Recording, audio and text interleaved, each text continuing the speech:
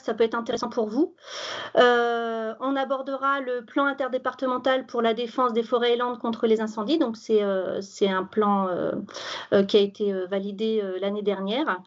Et le sujet des OLD, qui, je sais, vous questionne beaucoup, car il y a en effet potentiellement des interactions avec la gestion des milieux naturels. Diapo suivante, s'il te plaît, Maude. Alors, qu'est-ce qu'un feu? Donc, pour qu'il y ait feu, on est censé avoir le triptyque que vous voyez en bas, le triangle, donc un combustible, de la matière, le comburant, le vent, l'oxygène et une énergie d'activation. Donc, ça peut être aussi bien une allumette qu'une étincelle, que le feu ou la foudre ou des choses comme ça. Donc, c'est ce triptyque qui permet de déclencher le feu. Et en gros, on a des règles, on appelle ça la règle des 3 x 30. Là où on a plus de chances d'avoir des feux d'espace naturel qui se déclenchent, c'est dès lors qu'on a plus de 30 degrés, qu'on a des vents de plus de 30 km/h et que l'hygrométrie de la végétation est inférieure à 30%. Donc, c'est vraiment le triptyque le plus favorable aux feux de végétation. Les feux de végétation... Non, je n'ai pas encore fini. Pardon. Les causes principales des feux d'espace naturel sont d'origine humaine à 90%. Il y a très peu de cas où ça se déclare tout naturellement, hormis par la foudre, on va dire. Et les cas les plus importants, c'est vraiment des imprudences et des accidents, vous voyez, à 50%. Et on a des actes de malveillance qui ne sont pas négligeables non plus.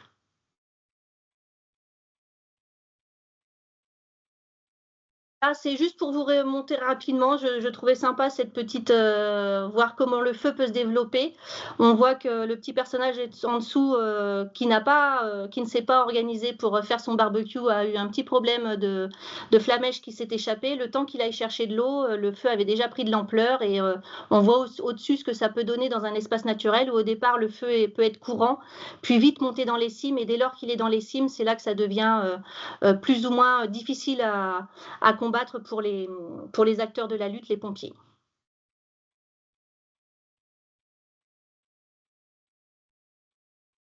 Là, je vous ai mis une petite diapositive avec la végétation la plus sensible au feu en Bretagne. Donc, c'est des photographies des collègues du CNPF. On voit le pin maritime est une essence très sensible au feu par nature. Et en Bretagne, nous avons beaucoup de landes à ajoncs, de végétation à ajoncs et des landes à bruyères qui sont également une végétation très sensible au feu. On voit les ajoncs en fin d'été quand ils sont très secs, c'est une masse de combustible très importante et qui en plus déclenche un rayonnement très fort qui fait que le feu est très puissant et peut se propager énormément aux alentours. Donc là, vous avez dans le tableau à droite la liste un petit peu de la végétation la plus sensible au feu. Donc, comme on disait, pin maritime et landes ligneuses tout en haut. Et puis après, on constate que les essences feuillues sont moins inflammables, moins sensibles au feu que les essences résineuses.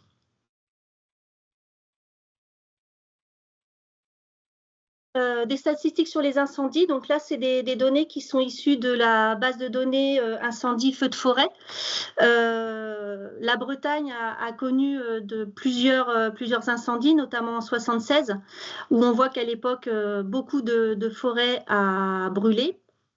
Contrairement à maintenant, où finalement, dans les années qui suivent, on voit en orange que ce sont essentiellement des secteurs de landes qui brûlent en Bretagne. La différence qui est intéressante de voir, c'est qu'en 2022, donc la dernière colonne tout à droite, on a eu des nombreux départs de feu, presque autant qu'en 1976, mais on a eu des surfaces moins importantes qui ont brûlé, car mieux préparées, et qu'il y avait déjà des entretiens de végétation qui étaient en place. Donc voilà, on voit que c'est un peu une succession de périodes. On retrouve les grands feux de 1976, de 90, de 96, et puis les derniers en date 2022 qui, vous verrez, ont un peu permis une prise de conscience au niveau national du risque incendie, plus seulement dans le sud de la France, mais bien dans d'autres territoires en métropole. La répartition mensuelle des feux, je trouvais cette diapo intéressante car vous voyez, il y a 2 pics en Bretagne. On a des feux en mars-avril et on a les feux d'été qu'on retrouve un peu partout. Les feux en mars-avril pourraient être surprenants parce qu'on considère souvent que la végétation est encore bien humide, on sort de l'hiver, on a des fois des secteurs où on a encore les pieds dans l'eau quand on circule en forêt ou en espace naturel. Malgré tout, c'est une période où la fougère n'a pas encore, n'est pas encore repartie et donc on a encore de la fougère toute sèche dans ces espaces naturels et c'est très inflammable. Donc à ce printemps, on a déjà eu 5 ou 6 feux en Bretagne de petite ampleur, quoique dans les Côtes d'Armor, ça a pas mal brûlé. Voilà, donc on a vraiment 2 périodes en Bretagne, le mars-avril et puis la période estivale, juillet et août.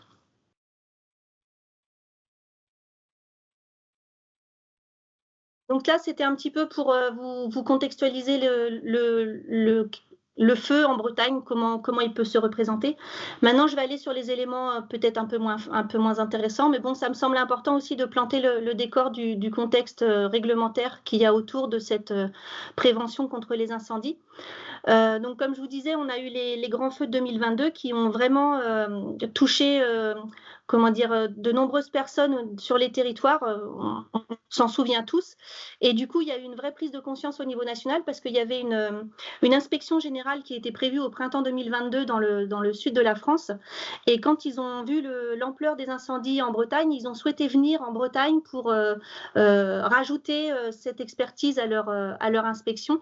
Et donc, ils sont venus en décembre 2022 sur le territoire de Brocéliande pour prendre un petit peu conscience de ce qui s'était passé.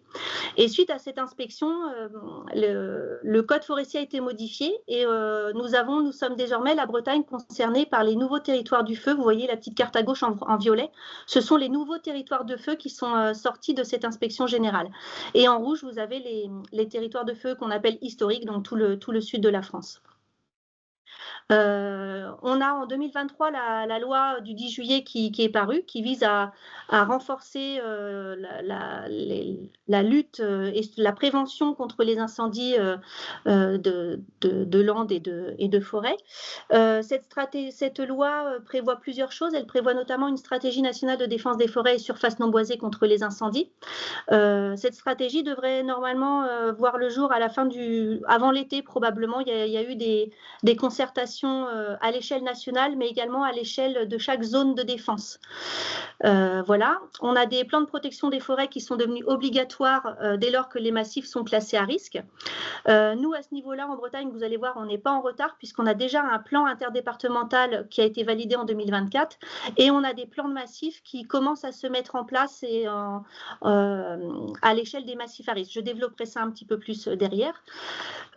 Cette loi incendie renforce les obligations légales de débroussaillement qui existaient déjà depuis un certain nombre d'années, mais qui n'étaient pas forcément bien mises en œuvre. Peut-être un petit peu trop ambitieuses à l'époque et du coup, là, elles sont revisitées avec ce renforcement. On a des nouveaux acteurs qui sont mobilisés autour du risque incendie, les agriculteurs, les collectivités qui ont un rôle à jouer, des actions de sensibilisation de la population. On se rend compte qu'il faut beaucoup communiquer. Vous avez dû peut-être déjà voir les campagnes de communication du ministère de la Transition écologique à l'époque qui intervient avant la période de feu, avant la période estivale. Également des renforcements des moyens de lutte pour les pompiers. Donc, ils ont pu acquérir des nouveaux camions pour lutter contre les feux en espace naturel. Et enfin, le financement du reboisement des forêts brûlées. Alors, s'il vous plaît, pardon, il y a des personnes qui viennent d'arriver. Si vous pouvez couper votre micro. Alors, je vais couper. Excuse-moi, Carole, tu peux reprendre. Tu peux poursuivre à la diapo suivante, s'il te plaît, Maud. Donc voilà, et du coup, des actions, comme je vous disais, ont déjà été mises en œuvre. Donc, on a un arrêté interministériel de classement des massifs à risque qui a été signé en février 2024. Donc, en fait, c'est un arrêté qui classe les massifs. On n'a plus le diaporama, Maud. On a ta jolie photo de. Voilà. qui classe les massifs à risque de plus de 4 hectares sur des communes qui sont listées à l'échelle de chaque département. Et dès lors qu'on est sur une commune classée à risque, il y a obligation notamment de mettre en œuvre les OLD et on bénéficie aussi de moyens humains dans le cadre de la prévention supplémentaire. Comme je vous disais, le plan interdépartemental de protection des forêts qui a été validé en mars l'année dernière. Des plans de massifs qui sont en cours de déploiement, je les détaillerai un petit peu plus loin. Les arrêtés préfectoraux sur les obligations légales qui sont en cours de révision. Donc le 35 a été signé en début d'année. Donc là, en Ille-et-Vilaine, vous avez un arrêté qui est vraiment opérationnel pour mettre en œuvre les OLD. Il est en cours de réactualisation dans le 56. La signature devrait intervenir dans le mois à venir. Là. Et l'actualisation reste à venir dans les Côtes-d'Armor et le Finistère, étant donné que ces deux départements n'ont pas encore de communes classées à risque. Il y a des arrêtés préfectoraux sur les usages du feu également. Donc l'actualisation a été réalisée dans les Côtes-d'Armor et c'est des projets qui sont en cours dans les 3 autres départements. Et également, dans le cadre de la prévention, il peut y avoir des arrêtés temporaires de limitation des activités en période sensible.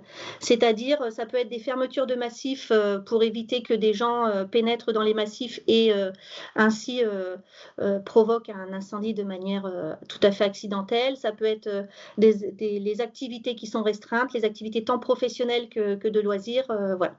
Donc ça dépend, c'est en fonction du risque, du niveau de risque dans lequel on se trouve. Par rapport à l'arrêté interministériel de classement, donc je vous disais qu'on en avait un de 2024 et il y en a un qui est actuellement dans les tuyaux, donc ça fait quelques temps qu'on nous dit qu'il devrait être signé très prochainement, on attend toujours sa signature. Donc comme je vous disais, dans Ille-et-Vilaine, on a déjà 69 communes qui sont classées. Pour l'arrêté 2025, il n'y aura pas de modification. Dans le Morbihan, on va passer à 63 communes classées. Je crois qu'on en rajoute 29 sur ce qui était déjà classé à l'état actuel. Et les Côtes-d'Armor et le Finistère vont désormais avoir des communes classées, donc 42 dans le Finistère. Ça touche en gros la presqu'île de Crozon, les monts d'Arrée et puis les montagnes noires. Et dans les Côtes-d'Armor, on a le classement de 7 massifs et landes qui couvrent 16 communes qui vont être classées. Donc, on a des surfaces un peu moins importantes dans les Côtes-d'Armor. Diapo suivante, s'il te plaît, Maude. Alors, les acteurs de la prévention et du risque incendie. Donc là, je vous ai mis un tableau. Bon, c'est pour que vous voyez au niveau national un petit peu. Avant, on avait 3 ministères qui œuvraient à la prévention du risque incendie. Maintenant, on est à 2 ou 3, on ne sait pas trop.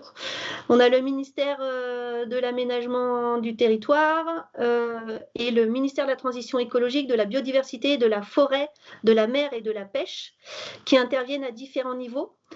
Sur la forêt, donc c'est la DGPE, donc qui elle, on va dire via le code forestier, organise tout ce qui est la politique de prévention pour la protection des forêts et des espaces naturels. Donc, c'est tout ce qui est OLD, les plans de prévention, les plans de massifs, les plans interdépartementaux de prévention des risques incendies, les arrêtés usage du feu. On a tout ce qui concerne le risque, là géré au niveau du code de l'environnement. Donc, c'est la prévention par la réglementation de l'urbanisation pour protéger les biens et les personnes et puis des informations préventives. Donc, on a les PRIF, les plans de prévention du risque incendie et feu, les portées à connaissance. On a tout un tas de documents pour limiter les risques. Tout ce qui est l'urbanisme également, les prescriptions constructives, donc liées par le code de l'urbanisme. C'est dans le cadre des PLU et des SCOT qu'on va potentiellement identifier des secteurs non propices à l'urbanisation parce que à proximité d'une forêt ou d'un espace qui pourrait être potentiellement sujet au feu. Et on a aussi la DEP que vous devez mieux identifier pour le volet biodiversité, sur la protection de la biodiversité via le code de l'environnement, tout ce qui est aire protégée et stratégie nationale aire protégée. Et on a un autre ministère non négligeable, le ministère de l'Intérieur et de l'Outre-mer, pour tout ce qui concerne la sécurité intérieure, qui lui est plutôt sur les aspects gestion de l'alerte dès qu'on est en phase de lutte en fait. Donc là, c'est plus ce ministère qui intervient. Donc c'est là qu'on retrouve notamment les pompiers, les SDIS. Diapo suivante. Donc là, je vous ai listé un petit peu les différents acteurs et les missions sur lesquelles on les attend. Donc au niveau régional, vous avez la DRAF qui peut intervenir, qui est soutien financier de l'État pour l'animation et les études. Donc là, c'est tout ce qui est élaboration des plans de massif et mise en œuvre des plans de massif, mais également les équipements DFCI, c'est-à-dire tout ce qu'on peut, les pistes DFCI, les points d'eau, les barrières, tous ces éléments-là peuvent bénéficier d'un financement de l'État via la DRAF. Et comme je vous disais, l'élaboration déjà réalisée, mais surtout l'animation maintenant du plan interdépartemental de protection des forêts contre les incendies, donc à l'échelle interdépartementale. Et on a également le CNPF Bretagne Pays de la Loire qui à son niveau apporte des conseils aux propriétaires forestiers privés en matière de DFCI, puisque certaines forêts sont soumises à documents de gestion durable, et il est intéressant, enfin il est même, je crois, obligatoire maintenant d'intégrer toute cette matière DFCI dans ces plans, notamment l'inventaire de ce qui existe déjà et potentiellement ce qui serait bon de faire. Les études, le CNPF réalise également des études dans le cadre de la DFCI, et ils sont bien évidemment là aussi pour sensibiliser les publics et apporter de l'information en la matière. Et au niveau départemental, donc vous avez le chef de file de la DFCI au niveau départemental, ce sont bien les DDTM en lien avec les préfectures, qui apportent les éléments de réglementation via les arrêtés préfectoraux, dont on a pu voir la liste un petit peu plus tôt, qui élaborent les PRIF, les plans de prévention risque incendie, qui réalisent les portées à connaissance, notamment auprès des communes. Il y a la coordination des contrôles et également des actions de sensibilisation et d'information via des flyers ou des documents de communication. Les conseils départementaux, eux, c'est au niveau des financements des SDIS qui peuvent intervenir. Et les conseils départementaux, également, vous le verrez plus tard, vont avoir un rôle important à jouer dans la mise en œuvre des OLD, les obligations légales de débroussaillement, notamment le long des voies départementales. Et enfin, un dernier acteur non négligeable, c'est l'ONF. Je vais vous le détailler. Diapo suivante, s'il te plaît, Maude.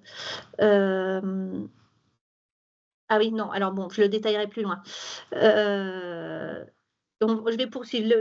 L'ONF, je vous le détaillerai un petit peu plus loin. Au niveau local, donc, on a bien évidemment les collectivités territoriales et leurs groupements qui peuvent porter les plans de massif. C'est important pour nous que ce soit des collectivités territoriales qui portent ces plans de massif, car souvent, ils mettent déjà en œuvre des actions à leur niveau, à leur échelle, et ça permet, et ils ont un relationnel avec les acteurs locaux beaucoup plus pertinent que ne pourraient l'être les services de l'État. Les collectivités peuvent également être maîtres d'ouvrage pour la création d'équipements DFCI et à leur niveau également formaliser de la communication. Les propriétaires privés forestiers et leurs groupements, donc pour mettre en œuvre les OLD quand ils sont concernés, quand ils ont des voies ouvertes à la circulation dans leur massif, et également en tant que maître d'ouvrage pour la création d'équipements DFCI. Les communes qui peuvent prendre des arrêtés municipaux complémentaires pour renforcer la réglementation préfectorale. C'est possible. Si un élu souhaite aller plus loin que ce que demande le préfet, c'est tout à fait possible. Les communes pour la mise en œuvre des OLD et le contrôle, vous le verrez un petit peu plus tard. En effet, une commune doit mettre en œuvre les OLD le long de ses voies communales, mais également le long de ses équipements qui peuvent être concernés. La maîtrise d'ouvrage d'équipements DFCI encore, et des actions de sensibilisation et d'information. Et enfin, les habitants d'une commune qui sont classés à risque doivent, à leur niveau, mettre en œuvre les OLD autour de leur propriété. Donc la diapo suivante. Donc là, comme je vous disais, ce sont le rôle de l'Office national des forêts à l'échelle de chaque département. Donc en fait, une mission d'intérêt général de défense des forêts et landes contre les incendies a été déléguée à l'ONF. C'est ce qu'on dit plus couramment la MIC DFCI. Je ne sais pas si vous en avez déjà entendu parler. Les missions, donc, ils interviennent autant en forêt publique qu'en forêt privée. Les missions qui leur sont confiées le sont via une convention au niveau départemental. Donc, les missions de l'ONF dans chaque département est pilotée par l'ADDTM. Ils interviennent également à l'échelle zonale et ils ont également une structure nationale. Mais nous, les acteurs qu'on va rencontrer le plus fréquemment, c'est au niveau départemental. Donc, ils ont un rôle important pour la prévention du risque incendie, mais également la surveillance. Ils ont notamment des patrouilles qui circulent sur les massifs à risque, qui circulent en général en période estivale. De différents types de patrouilles, des patrouilles qui sont équipées, comme vous le voyez sur la photo de 4x4, prêts à lutter contre les feux naissants. Dès lors que les feux sont installés, c'est vraiment les pompiers qui interviennent, mais eux, ils peuvent vraiment intervenir sur les feux tout naissants et ils ont une capacité pour les éteindre dans un premier temps. Et ils ont également des patrouilles qui ne sont pas équipées comme ça, mais qui sont plus là en surveillance et en contrôle et aussi en sensibilisation des promeneurs ou des personnes qui peuvent rencontrer quand on est en période de risque.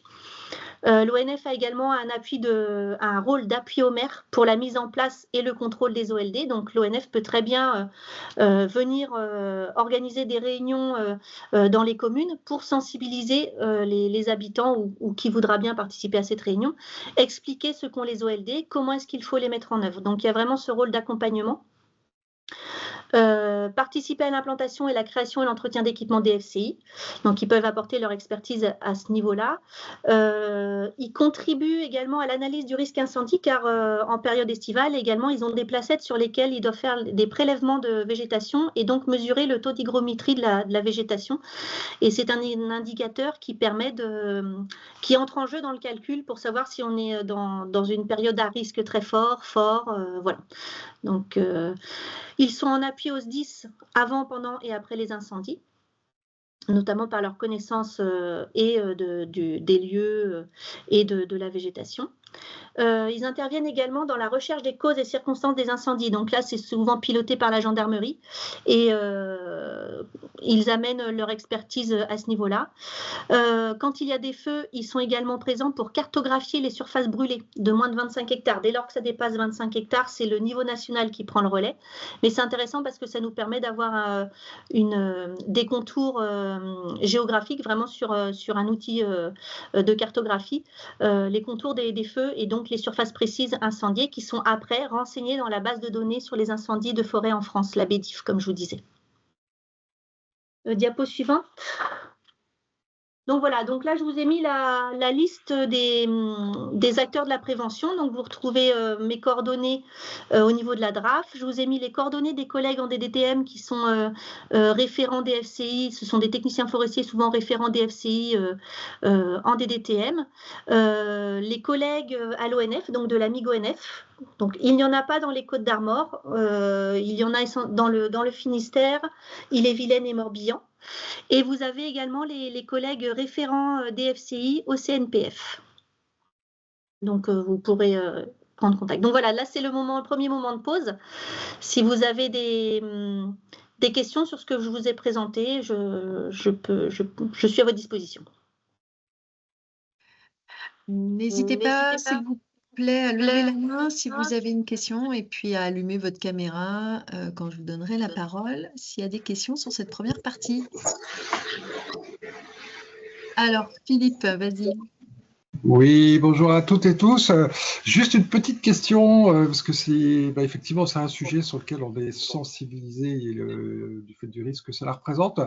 Ce que j'aurais aimé, moi, au niveau local, mais ça doit être possible, c'est d'avoir accès à la base de données des incendies pour justement cultiver ce qu'on appelle la culture du risque au niveau local. Et par contre, c'est un élément, je n'ai pas encore réussi à trouver comment on pouvait y accéder. Alors, je crois qu'il doit y avoir un accès, comment dire, en lecteur, en effet.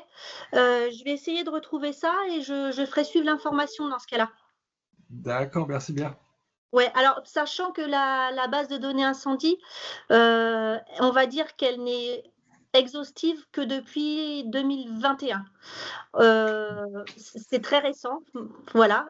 On a des feux qui sont enregistrés sur les années précédentes, mais ça n'est pas du tout exhaustif. Donc, avant 2021, il faut considérer qu'il y a probablement des feux qui n'ont pas été rentrés dans la base de données. D'accord. Je préfère le signaler. Donc, je note pour faire suivre le lien. Merci bien.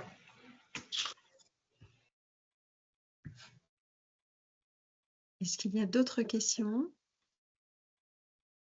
Alors, Lisa, est-ce que vous pouvez vous présenter, juste dire qui vous êtes quand vous prenez la parole, comme le webinaire est aussi enregistré. Merci. Oui, du coup, Lisa Leclerc, je suis à l'Oudiac Communauté et j'anime notamment un site Natura 2000 qui est en Centre-Bretagne.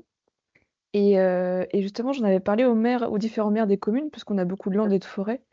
Et justement, personne n'était au courant des OLD, en tout cas de mon côté, chez moi.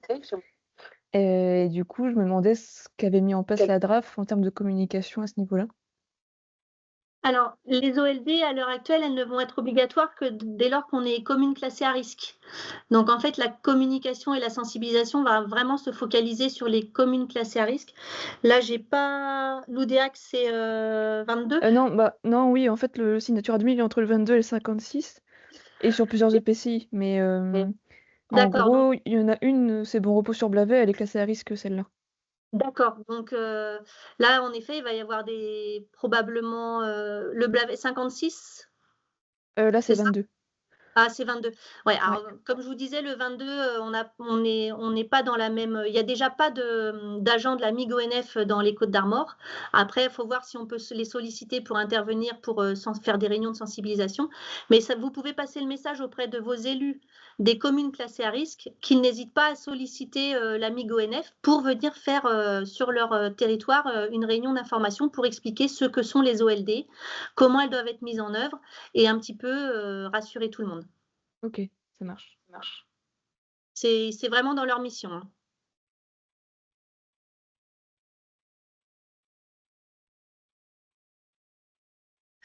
Alors, je ne vois pas d'autres mains levées. Je pense qu'il n'y a pas d'autres questions. On peut peut-être passer à la suite dans ces cas-là. Ok.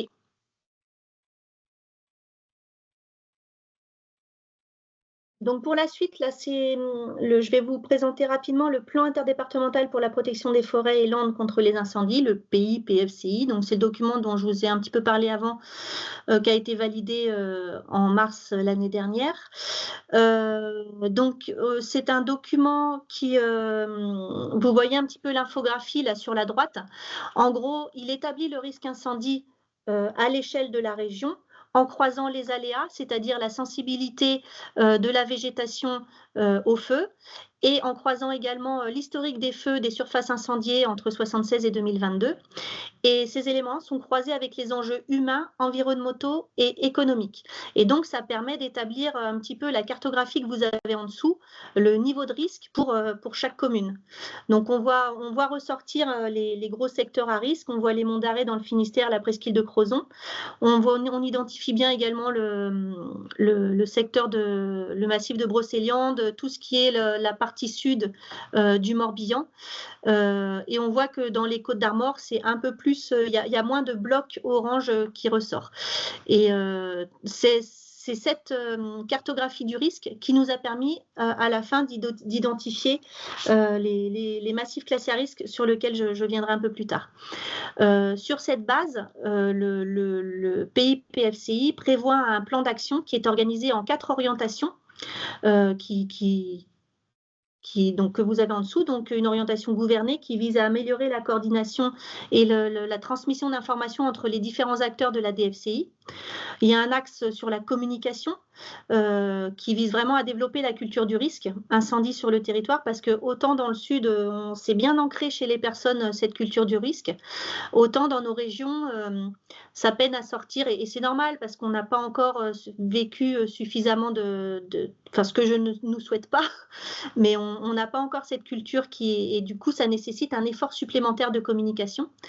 Les aspects surveillance également sont importants pour s'assurer que la réglementation mise en place soit bien respectée, pour ainsi limiter les risques de départ de feu et les actions de contrôle également. Et puis, ça, c'est vraiment les aspects, on va dire, activité et humaine, mais également, on peut intervenir en termes sur la végétation directement, notamment par les OLD que je développerai un peu plus tard. Et enfin, il y a les aspects équipement. Pour réduire la vulnérabilité d'un massif au risque d'incendie, c'est bien de l'équiper avec notamment des pistes DFCI, des points d'eau, des coupures de combustible, voilà, des choses qui permettent non pas d'empêcher l'éclosion du feu, mais bien d'en limiter sa propagation et son intensité.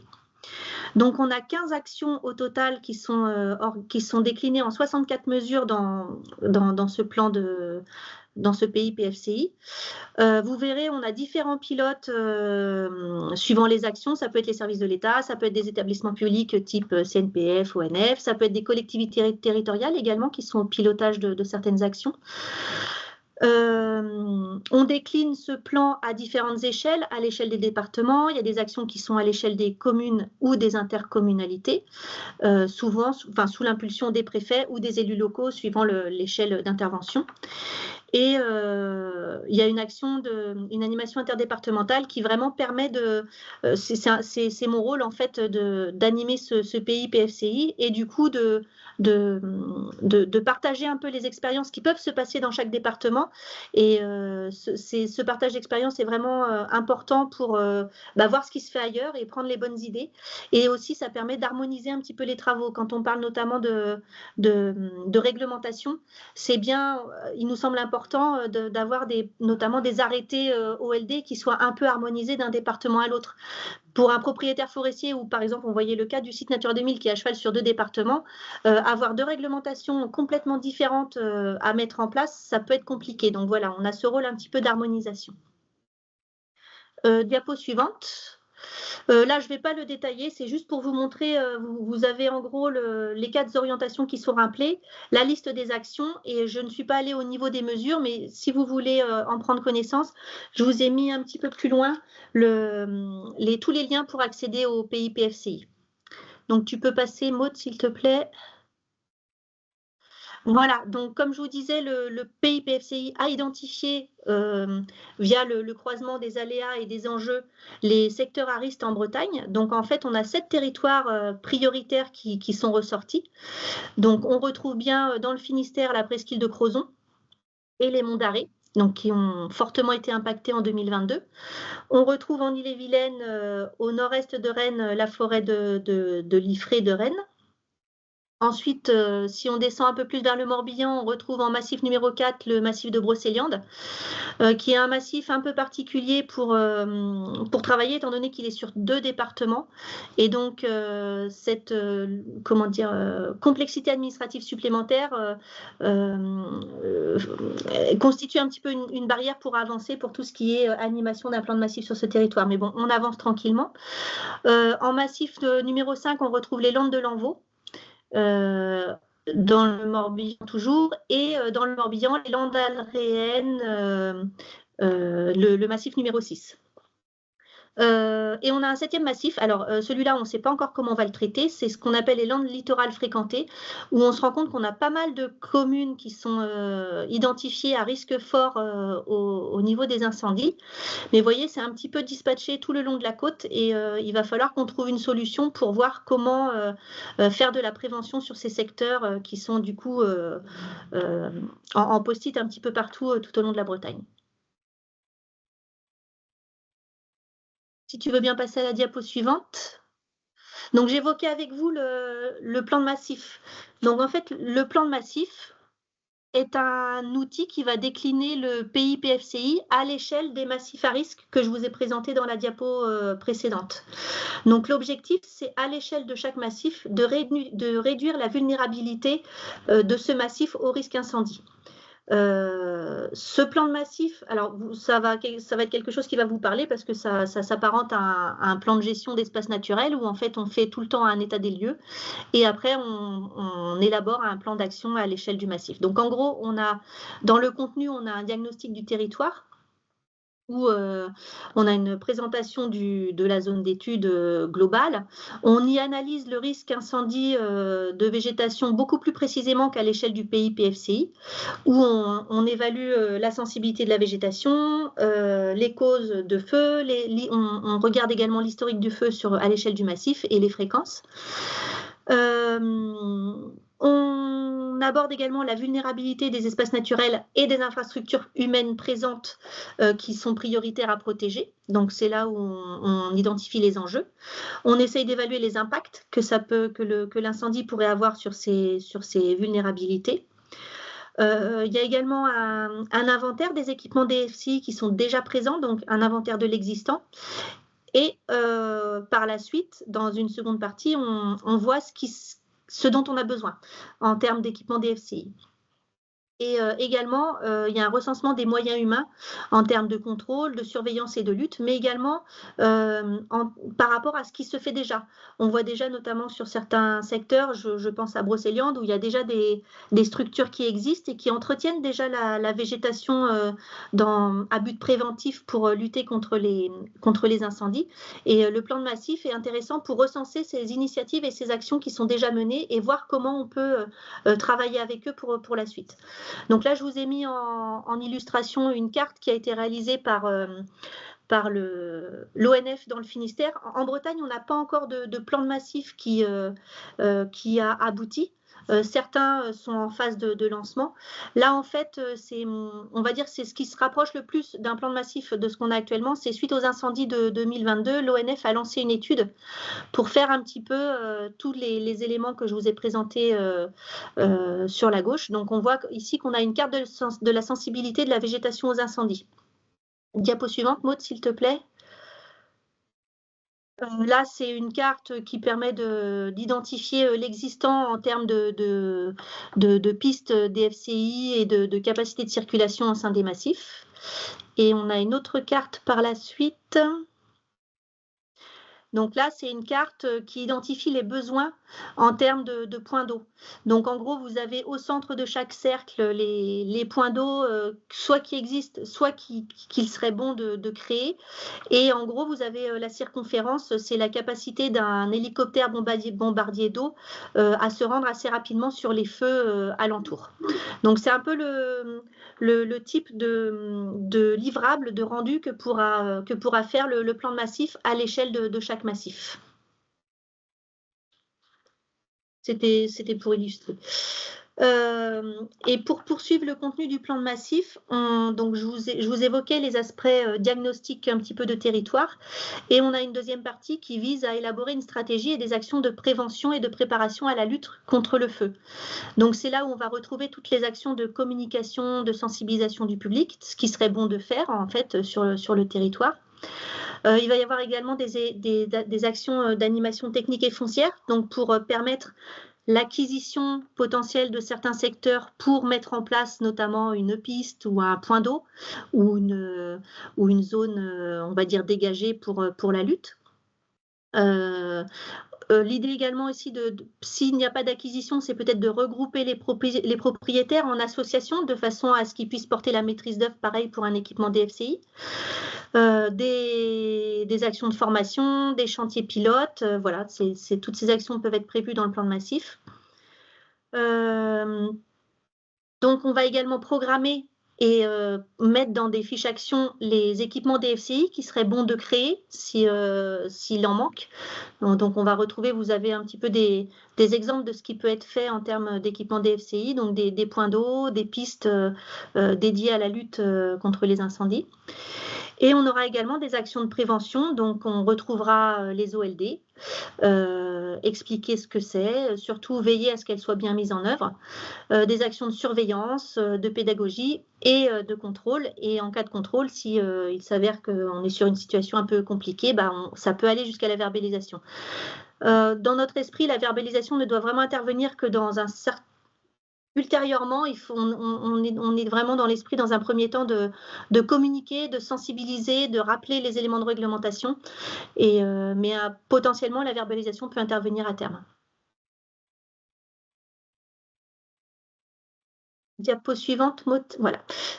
Donc j'évoquais avec vous les massifs à risque. Vous avez vu la carte tout à l'heure. Comme je vous disais, certains plans de massifs sont lancés. Donc on a dans les monts d'Arrée et la presqu'île de Crozon, c'est le PNR d'Armorique qui va porter ces plans de massifs. Donc ils ont fait un recrutement assez récent. Je crois qu'Armel d'ailleurs est avec nous aujourd'hui. Donc il va avoir pour mission de rédiger ces plans de massifs et du coup de concerter avec les acteurs locaux.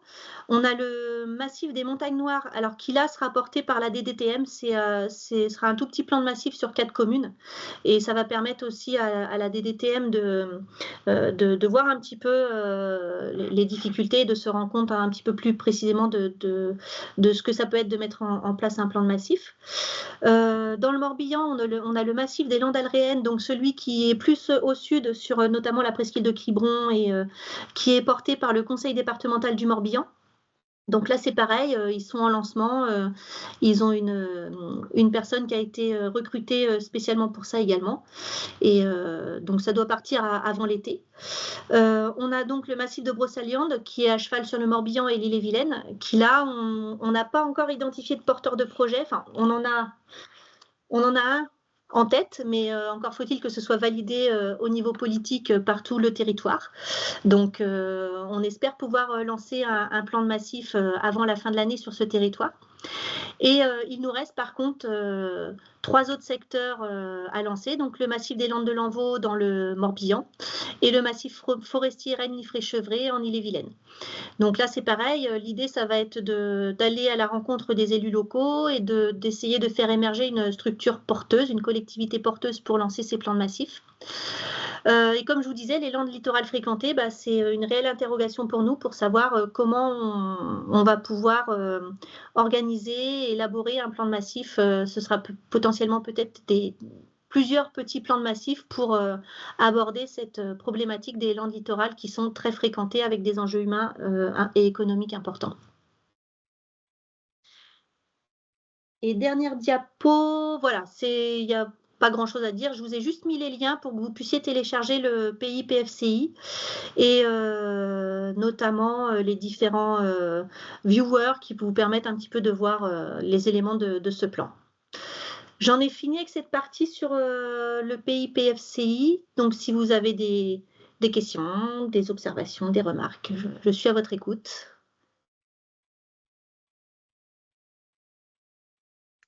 Alors, n'hésitez pas à lever la main si vous avez une question.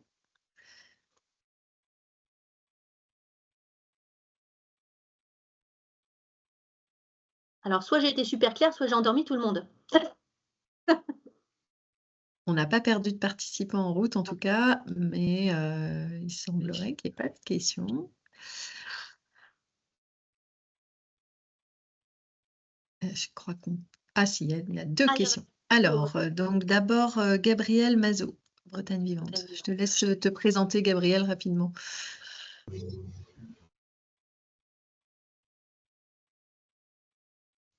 Pardon. Vas-y. Oui, c'est bon, vous m'entendez? Gabriel Mazot, je travaille aux réserves naturelles des Monts d'Arrée. Et j'ai loupé, c'était très clair. Juste, est-ce qu'on a des idées de quand les plans de massifs seront rédigés en termes de date, quoi?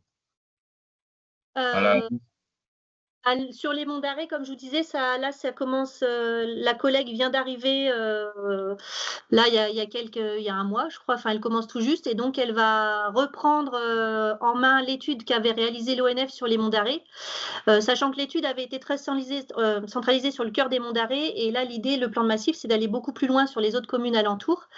Et donc, alors je sais pas, on estime à peut-être 2 ans la réalisation d'un plan de massif.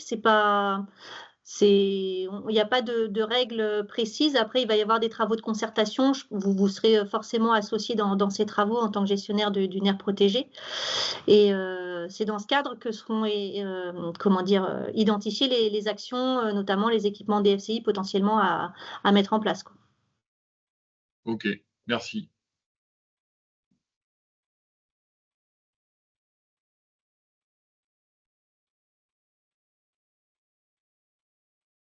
Maud, on t'entend pas. Pardon, excusez-moi, je disais qu'il y avait une autre main levée. Alors, Loïc, CréHD, TM29. Oui, bonjour, Loïc Cléage des DTM 29. Du coup, moi, je suis en charge effectivement de la DFCI sur le secteur des 3 massifs du Finistère. C'était pour répondre à Gabriel. Le Cragou a déjà été pris en compte dans le projet de DFCI des Monts d'Arrée qui a été fait par l'Office national des forêts et le VENEC aussi. Donc, il y a déjà en fait sur ce secteur-là des choses de prévues. Dont une piste qui traverse le Cragou et des points d'eau qui ont été vus sur Plougonvin, entre autres. Donc voilà, après, il connaît mes coordonnées ou Emmanuel peut me contacter si besoin, s'ils veulent plus de précision, il n'y a pas de souci. Merci, Loïc.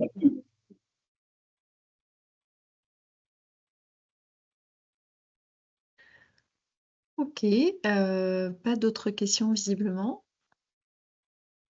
Donc, je propose que tu continues, Carole. Ok. Donc là, je pense que vous aurez plus de remarques et d'observations probablement.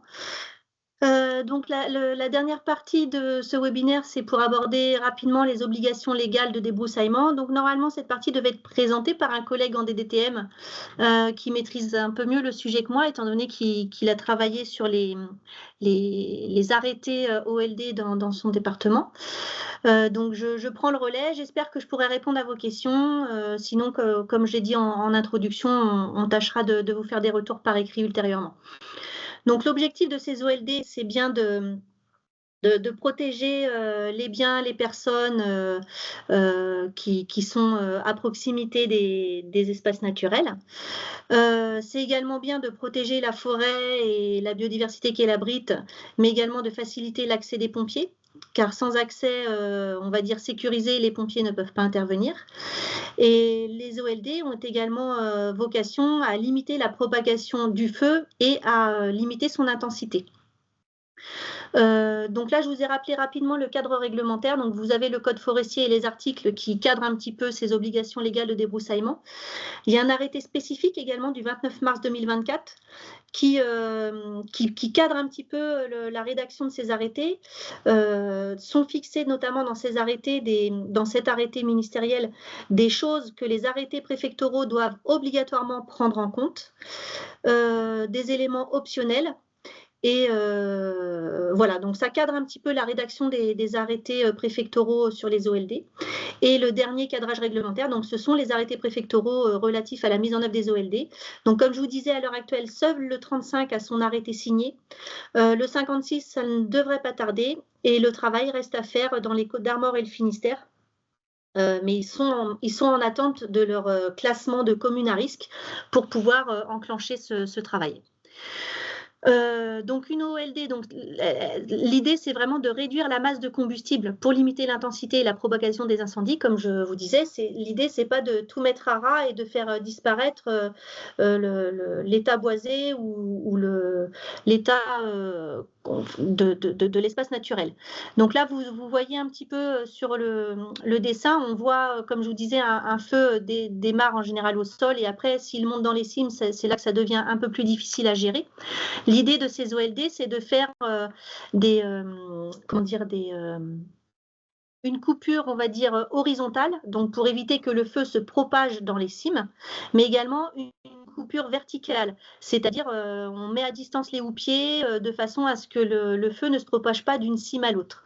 Et ça permet ainsi de limiter l'intensité du feu, c'est-à-dire qu'avec une fois qu'on a fait ces actions-là, le feu, on ne peut pas l'empêcher de partir, mais par contre, il reste courant au niveau de la végétation et du coup, beaucoup plus facile à aborder par les pompiers notamment et du coup, à éteindre également parce que de moindre intensité.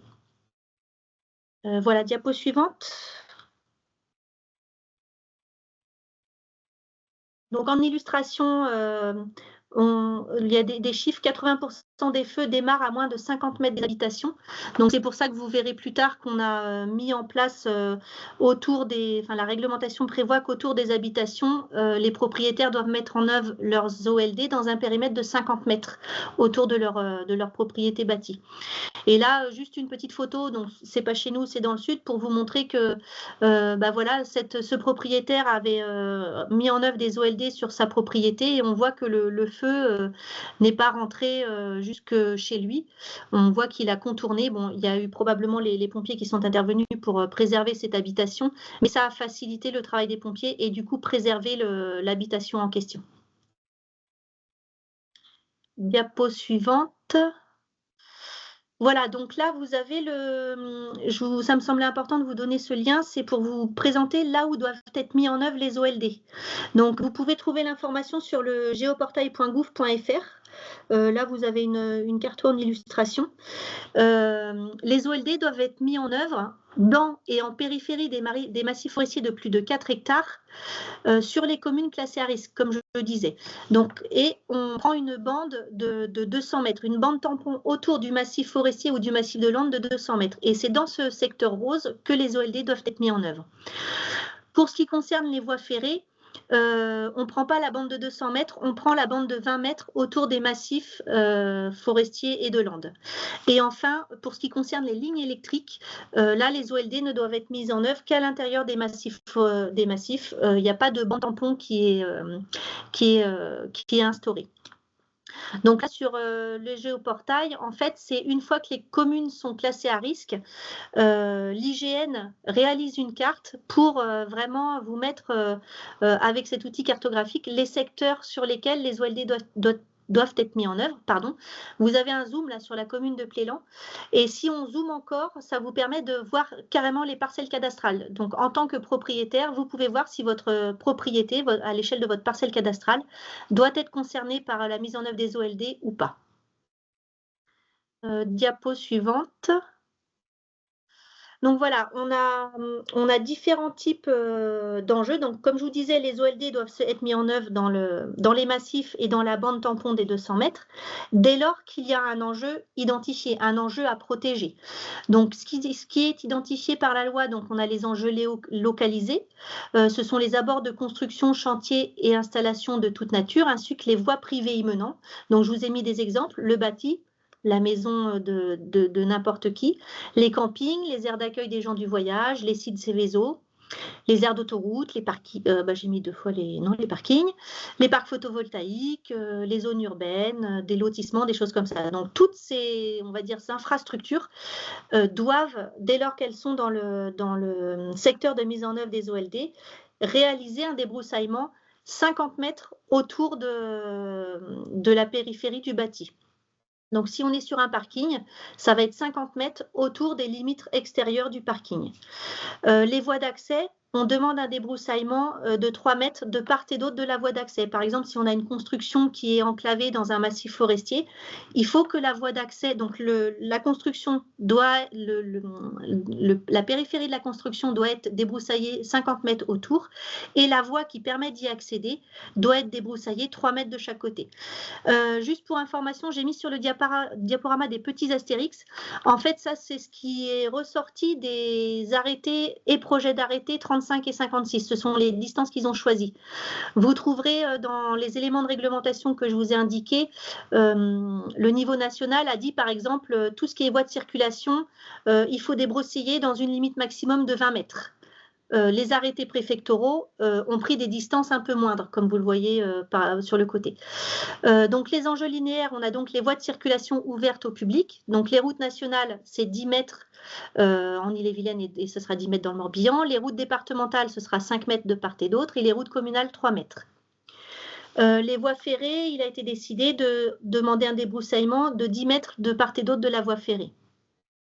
Et les lignes électriques aériennes, donc je ne vous ai pas mis le détail, en fait il y a une distance différente suivant si ce sont des lignes à basse tension et que les fils sont protégés ou pas, et il y a des distances différentes pour les lignes à haute tension. Donc je ne vous ai pas mis tout le détail.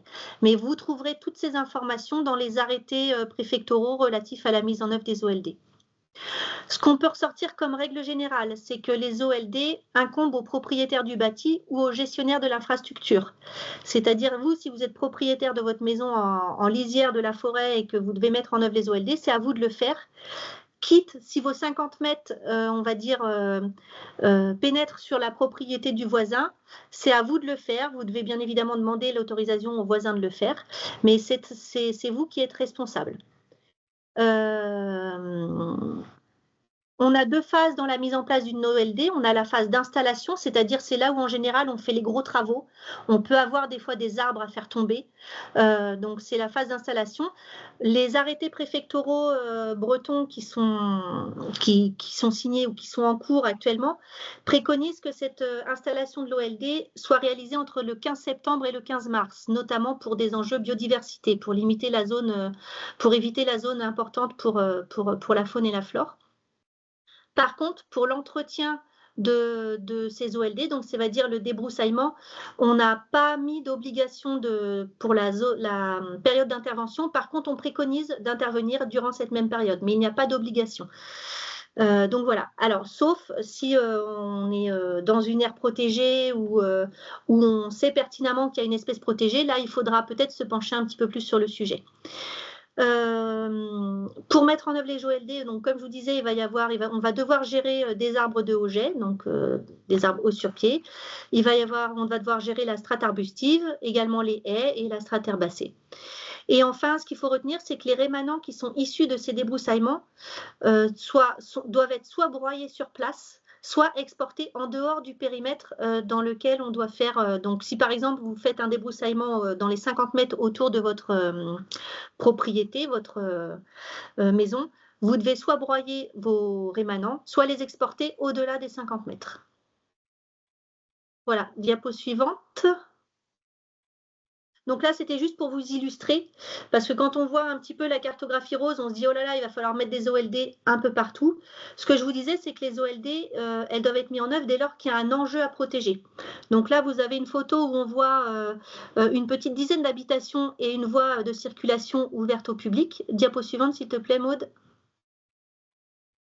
Là, on voit le secteur pour lequel les OLD devraient être mises en œuvre. Donc, en vert, vous avez le massif forestier. En jaune, la bande des 200 mètres dans laquelle les OLD doivent être mis en œuvre. Et on voit du coup qu'en effet, ces habitations et cette voie ouverte à la circulation sont concernées par les OLD. Et concrètement, la dernière photo, on voit le secteur, la marge que ça va prendre. Donc, on voit les buffers tampons autour des maisons qui représentent 50 mètres. Et on voit, alors là, je ne sais pas si c'est une route, c'est peut-être une route départementale. Donc, on voit un peu l'emprise des 5 mètres de chaque côté de la route départementale. Donc voilà, on a l'impression quand on regarde le géoportail que ça va faire des grosses surfaces qui sont concernées par ces OLD, mais elles ne seront effectives que sur des territoires un peu plus restreints quand même. Donc ça me semblait important de vous présenter ça. Diapo suivante, Maud, s'il te plaît. Voilà, je voulais aborder avec vous les aspects biodiversité et notamment prise en compte de la biodiversité dans le cadre de ces OLD parce qu'on sait que ça peut être quelque chose qui peut être impactant. Je vous ai rappelé les articles du code forestier qui disent que les OLD visent à garantir la santé et la sécurité publique, à protéger la forêt et en particulier les habitats naturels forestiers susceptibles d'abriter des espèces protégées. Donc il s'agit bien également de lutter, de prévenir le risque incendie pour également pour préserver les espèces qu'on peut avoir, les espèces à enjeu qu'on peut avoir sur nos territoires. Et enfin, il est précisé également au code forestier que les travaux de débroussaillement dans le cadre des OLD sont considérés comme des travaux d'exploitation courante et d'entretien des fonds et qui ne sont pas concernés ni soumis à autorisation ou obligation de déclaration. Donc en gros, il ne sera pas nécessaire de faire des dérogations espèces protégées pour réaliser ces OLD. Donc là, c'est quelque chose sur lequel des assos sont remontés au niveau national, ont attaqué l'arrêté notamment par peur de ce que ça pourrait, des impacts que ça pourrait avoir sur la biodiversité. Et les ministères se sont mis d'accord via l'arrêté que j'évoquais avec vous là, de mars 2024, du 29 mars 2024, où des mesures visant à limiter l'atteinte des travaux de débroussaillement sur les espèces protégées et leurs habitats doivent être obligatoirement inclus dans les arrêtés de préfectoraux OLD. Donc on a notamment 5 mesures. La réalisation des travaux de débroussaillement de manière progressive, donc de l'espace, on va dire, à préserver vers l'espace naturel ou des zones refuges, de façon à permettre la fuite de la faune. Le maintien d'îlots composés d'herbacées, de semis d'arbres ou d'arbres ligneux, de façon à faire des petits spots et éviter toute discontinuité écologique, d'avoir un petit peu des zones refuges. La préservation d'arbres à cavité apparente, d'arbres taillés en tétard et d'arbres morts sur pied, pour les chiroptères, les insectes. L'absence d'intervention dans les boisements rivulaires, il a été estimé que les arbres ayant presque les pieds dans l'eau, c'est potentiellement là où il y a le moins de risque d'incendie. Donc, on a écarté ces boisements rivulaires pour la réalisation des OLD. Et également l'interdiction de broyage en plein à certaines périodes de l'année. Ça, c'est une mesure qui devrait être validée prochainement. Voilà, diapo suivante. Sur le suivi de la mise en œuvre, là je voulais juste vous évoquer les différents acteurs qui peuvent intervenir au sein des OLD. Donc le préfet de département est là pour mettre en place la réglementation, les fameux arrêtés préfectoraux OLD. Également des actions d'information et de communication. Et l'État est censé mener des actions de police. Donc, l'État est censé mener les actions de police sur les OLD grands linéaires. Donc, comme je vous disais, les lignes électriques, les voies ferrées et les voies ouvertes à la circulation. Mais il a souhaité déléguer cette mission à l'Office national des forêts. Donc, c'est l'Office national des forêts qui sera en charge de ces contrôles. L'Office national des forêts qui a également un rôle d'information et de communication, d'accompagnement, comme je vous le disais tout à l'heure, et donc on retrouve la police. Et enfin, les élus locaux, donc les maires, ont un rôle aussi important à jouer sur leur commune dans le cadre de la mise en œuvre des OLD, donc information de la population, répondre aux questions des habitants. Ils doivent cartographier les OLD dans les PLU, c'est-à-dire identifier les secteurs où elles doivent être mises en œuvre, réaliser les OLD sur les propriétés communales et les voies communales qui les concernent. Et également, ils ont un rôle de police, donc c'est à eux de contrôler la bonne réalisation des OLD autour des habitations qui sont concernées, autour des campings, autour des infrastructures que je vous ai listées tout à l'heure, qui sont sur leur commune. Donc c'est eux qui ont pouvoir de police en la matière. Comme je vous disais, le maire, en termes de sensibilisation, de communication, peut faire appel au service de l'ONF pour faire ce travail sur sa commune, apporter l'information auprès de ses habitants via le biais de réunions, de campagnes de sensibilisation en circulant sur la commune. Voilà. Donc, vous avez en gros un petit peu le panel des acteurs qui gravitent autour de la mise en œuvre de ces OLD. Et enfin, dernière diapo pour moi, Maud, s'il te plaît. Là, je vous ai mis les outils un petit peu au sein desquels vous pouvez retrouver de l'information. Donc, il y a le guide national des OLD qui est sorti en 2019. Il doit être mis à jour par le ministère suite à la loi incendie qui préconise des nouvelles choses et également parce qu'à l'heure actuelle, il est plutôt adapté aux régions du Sud. Donc, il y a des choses qui nous échappent un petit peu dans nos régions. Nous n'avons quand même pas les mêmes problématiques. Déjà l'année dernière, le ministère, le MTE, avait sorti un kit de communication pour sensibiliser au risque incendie juste avant la période estivale. Donc, vous retrouvez des éléments de communication. Vous pouvez retrouver des kits de communication sur le site feu-forêt.gouv.fr. Et enfin, à l'échelle régionale, c'est une action du PIPFCI justement de rédiger un guide pratique de mise en œuvre des OLD en Bretagne. Donc, c'est une de mes missions. Il va falloir donc, l'idée c'est de prendre en compte la spécificité de la végétation bretonne, notamment les Landes, qui sont quand même qui chez nous sont très vulnérables au feu et souvent ont une valeur patrimoniale importante. Et donc, pour également intégrer la prise en compte des enjeux de biodiversité, je pense notamment que dans ce guide sera identifié toutes les aires protégées et aussi les secteurs à enjeux importants pour certaines espèces, quoi. Donc voilà, moi j'en ai fini sur les OLD à mon niveau. Donc voilà, je suis ouverte à vos questions.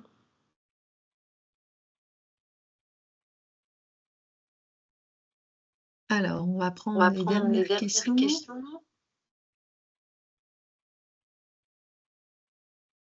Il y en a, bien sûr.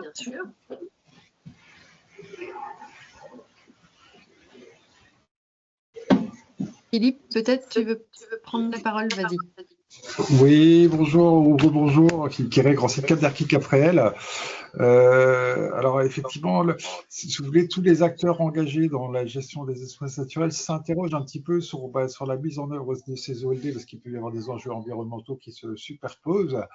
Et parallèlement à ça, ma question portait sur l'approche et la vision justement de ces bandes qui doivent faire l'objet d'une opération de gestion en bord de route et bâti, d'aussi travailler sur le type de végétation en présence pour savoir véritablement quel risque il représente, plutôt que parfois d'être sur une vision stricte en fait de la question.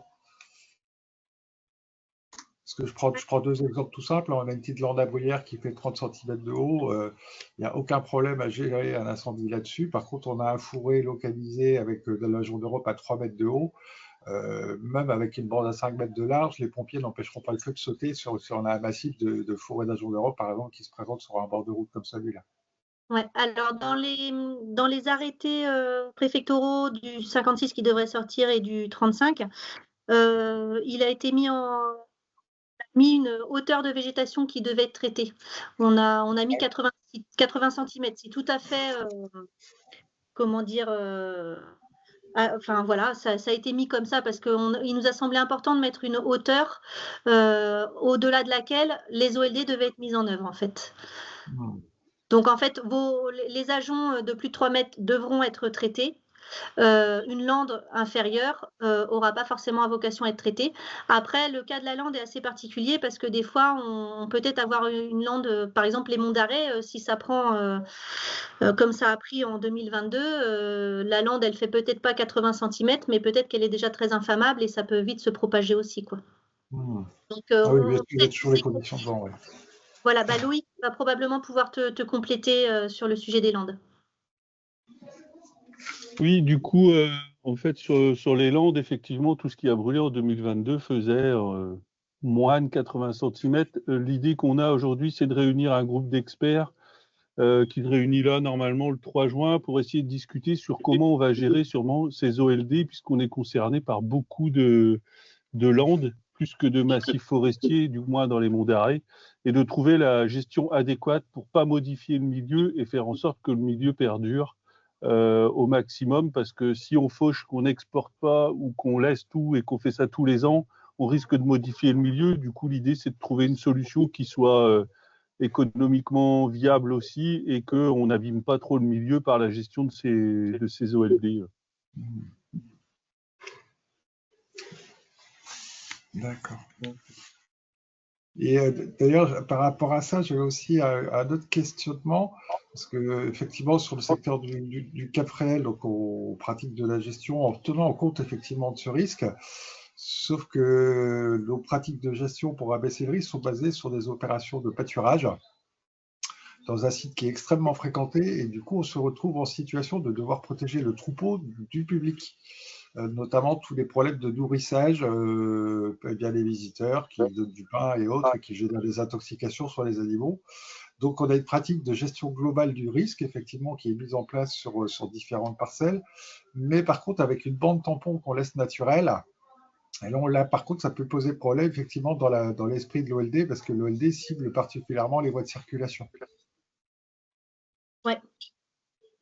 Oui, c'est vraiment à proximité des voies de circulation parce que c'est de là que peuvent un mégot qui est jeté ou quelque chose comme ça, c'est là que ça peut déclencher le feu, quoi. Voilà. Donc en effet, il va falloir trouver un moyen de protéger le troupeau, mais également de protéger la végétation de ces risques de départ, quoi.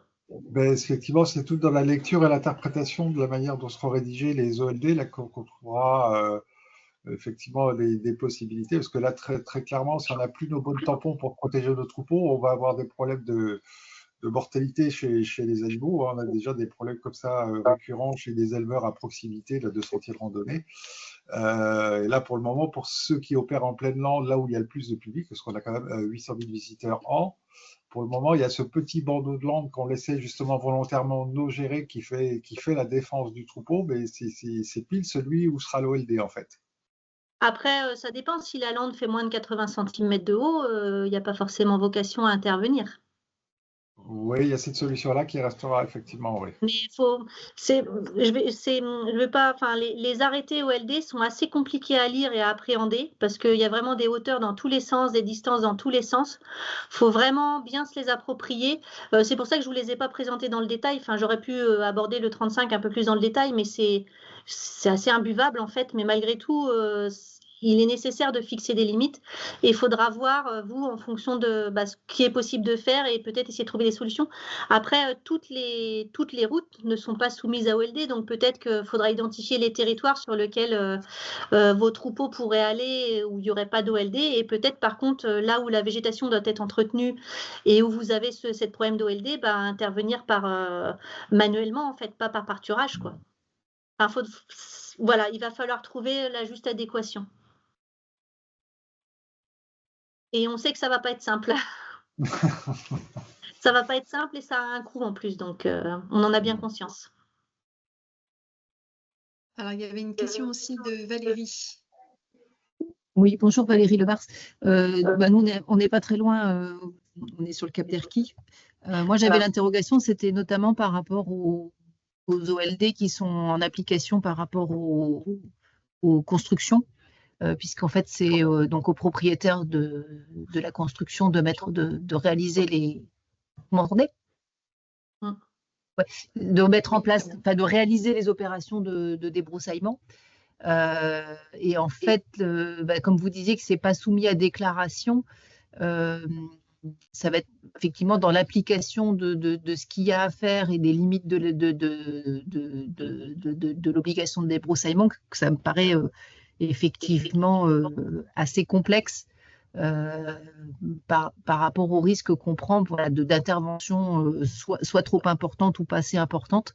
Je pense que ça ne va pas forcément être très très simple. Alors, de toute façon, vous serez informé. Si vous êtes propriétaire à proximité de votre voisin qui doit mettre en œuvre ses OLD, s'il doit intervenir sur votre propriété, il est censé vous informer et vous demander l'autorisation de le faire, entre guillemets. Si vous refusez parce que vous souhaitez le faire, parce que vous ne voulez pas vous ne voulez pas, entre guillemets, que ça aille trop loin ou que tout soit rasé et tout ça, vous pouvez refuser, auquel cas c'est vous qui reprenez la responsabilité de l'OLD. Voilà. Donc, ça doit passer par un courrier accusé de réception où il vous demande l'autorisation. Si vous refusez, c'est vous qui prenez la charge. Et du coup, s'il y a un contrôle et que ça n'est pas fait, c'est vous qui devenez responsable, même si c'est dans les 50 mètres de l'autre propriété. D'accord. Okay. Donc ça, c'est des choses qu'il faudra effectivement pouvoir évaluer, peut-être au cas par cas, mais en tout cas pour pouvoir se… Et donc, l'autorisation, j'imagine qu'elle est valable sur toute la durée de la propriété, entre guillemets, tant qu'il n'y a pas changement de propriétaire. Non, je crois que ça a une durée de validité, je ne sais plus. Je prends note et j'essaye de vous faire suivre l'info. Merci.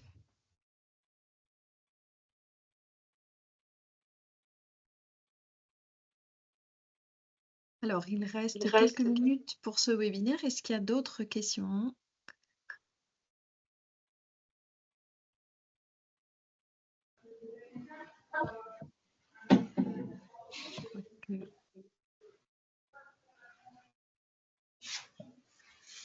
Alors, je peux me permettre éventuellement, toujours Philippe, éventuellement, parce que là, j'entendais parler là tout à l'heure sur le Cragou d'une ouverture de piste qui pourrait éventuellement s'envisager. Est-ce que c'est, comment dire, sur ces bases de réflexion de circulation sur les espaces naturels, est-ce que les gestionnaires sont associés en amont? Parce que là, visiblement, il y avait des questions assez surprenantes quand même que les opérateurs gestionnaires du site n'aient pas l'information.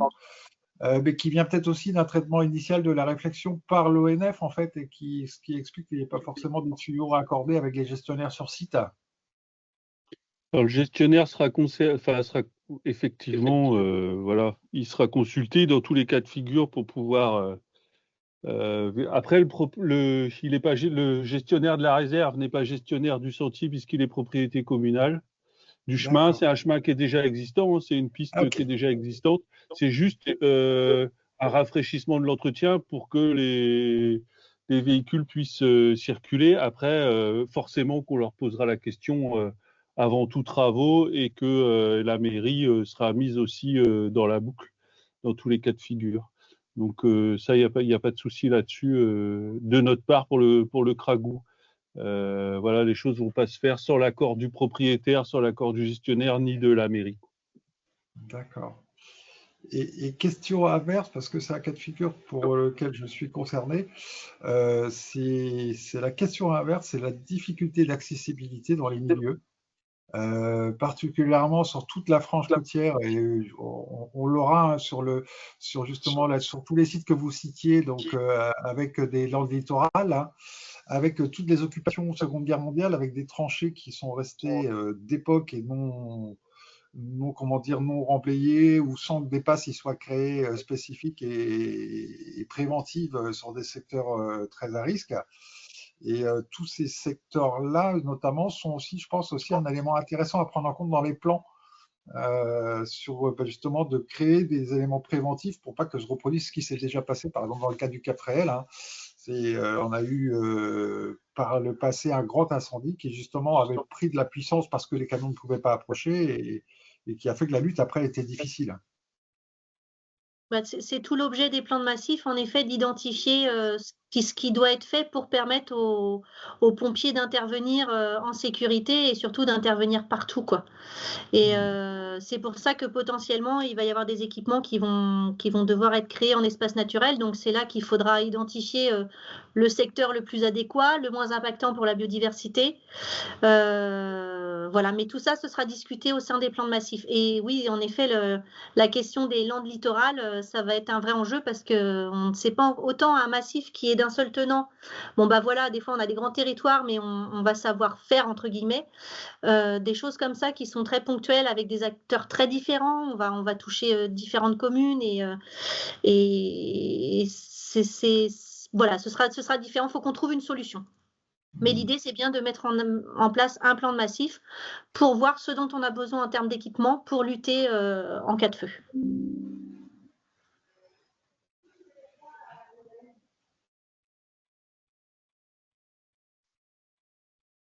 On peut prendre une dernière question.